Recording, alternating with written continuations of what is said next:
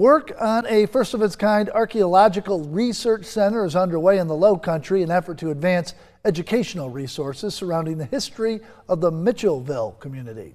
Advocates working to highlight the history of the land and its impact here in Charleston today. News 2's Gabriel Johnson sat down with some local leaders, joins us now in studio with more on the story. Gabriel? Hey Brendan, just a few weeks ago, people gathered to break ground in Hilton Head. They say this new archaeological research center and education center will focus on telling the often forgotten stories of Mitchelville residents who are descendants of formerly enslaved people in America. I consider myself a living artifact. Johnny Mitchell grew up on Hilton Head. She's a descendant of those who established the original Mitchelville community. It was a self-governing community by enslaved people freed by the Union Army. In the present day, she has been working to increase educational opportunities for people to learn about this history, which has significant roots here in the Low Country. Very significant things for all African Americans of this country's history is that's the first place where there was compulsory public education.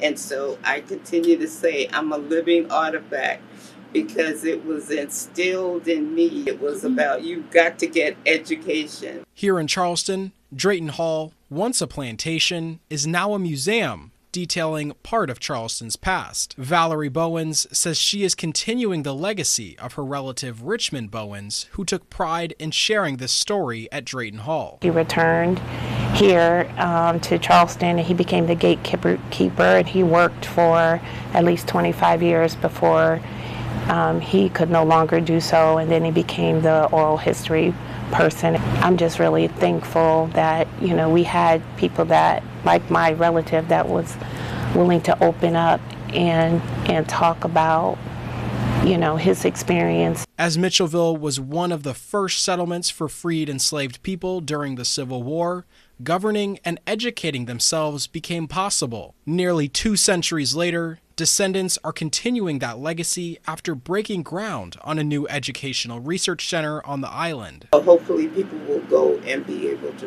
really get the full history of Mitchelville and its significance and how we need to restart that whole emphasis on education that started there. Leaders say they are looking to open the center sometime next year. Mitchell also says they are working to have National Freedom Day recognized as a federal holiday. While Juneteenth is widely known as the final enforcement of the Emancipation Proclamation in 1865, National Freedom Day celebrates February 1st, just months prior, when Abraham Lincoln signed the 13th Amendment officially abolishing slavery in America. Reporting live in studio, I'm Gabriel Johnson. Count on 2.